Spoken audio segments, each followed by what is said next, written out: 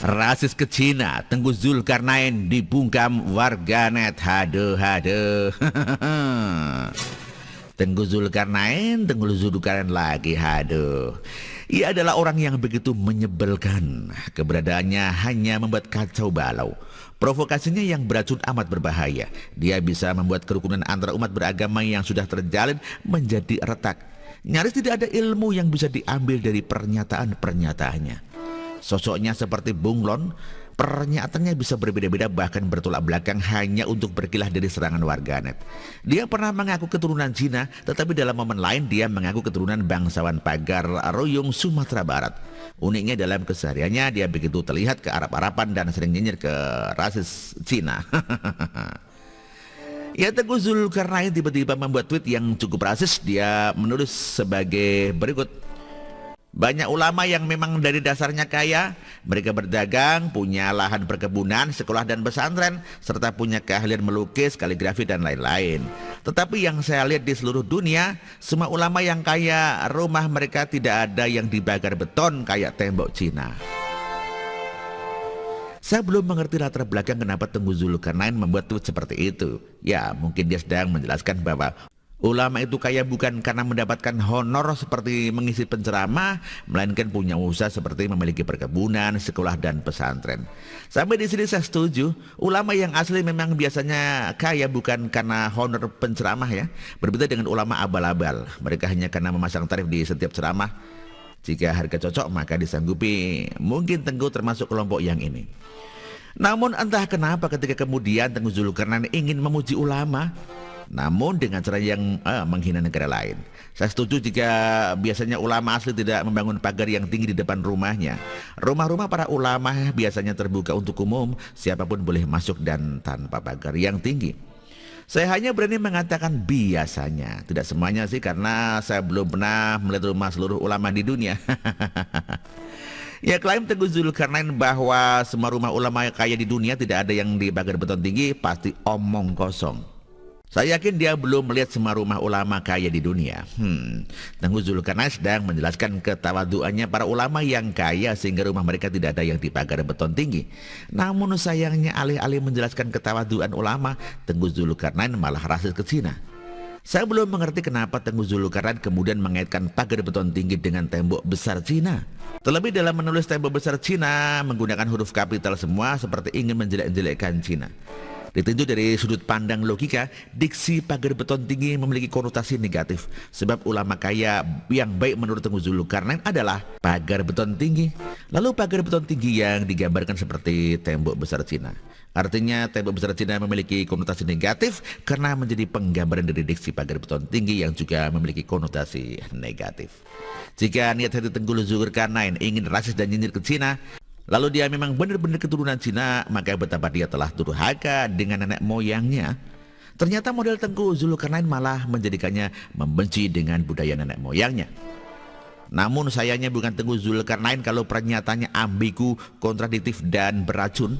Seorang warganet berhasil membungkam dan memperlakukan tweet rasis ke Cina lewat sebuah foto. Tengku Zulkarnain yang rasis ke tembok besar Cina ternyata pernah berfoto dengan begitu bahagia di atas tembok besar Cina.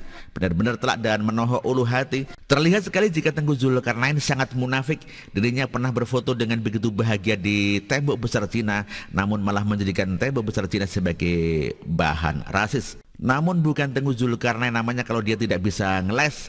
Dia tidak mau menyebut dirinya foto di atas tembok Cina. Dia menyebut itu namanya ceng-ceng, kebanggaan suku bangsa ibuku dan nenek moyangnya. Ketika pada posisi tersebut dia mengakui kalau nenek moyangnya orang Cina. Mungkin dia khawatir dituding rasis ke Cina. Begitulah Tengku Zulkarnain, manusia seperti bunglon.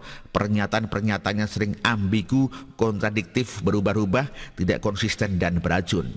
Pernyataannya lebih sering meresahkan umat dibanding menyejukkan. Saya hanya berharap semoga dia tidak kualat telah nyinyir ke tradisi dan budaya nenek moyangnya.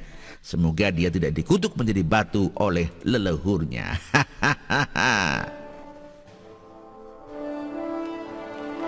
Dikutip dari siwu.com dan artikel ini ditulis oleh Ayas. Terima kasih.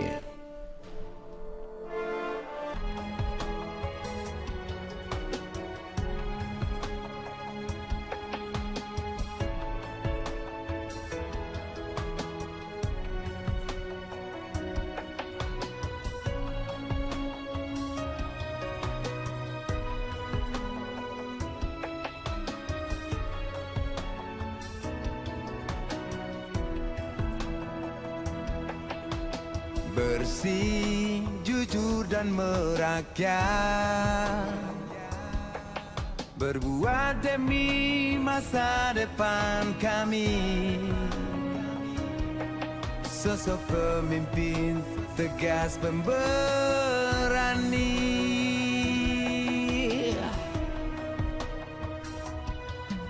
Kamu tidak tergantikan, terbukti baktimu untuk negara Indonesia Timur bersuara.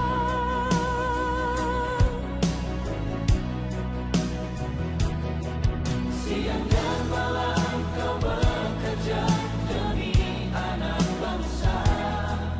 Jangan menyerah, rakyat mendukungmu.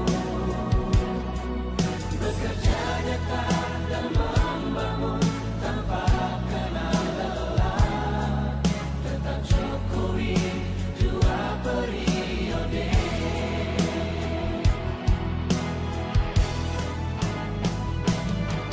Ayo Jokowi, rakyat mencintaimu. Pilih Jokowi, Indonesia kerja. Ayo Jokowi, rakyat selalu berdoa. Pilih Jokowi, Indonesia jaya.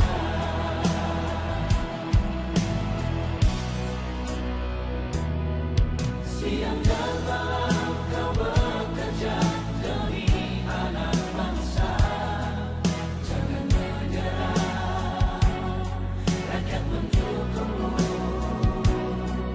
Bekerja nyata dan membangun tanpa kenal lelah.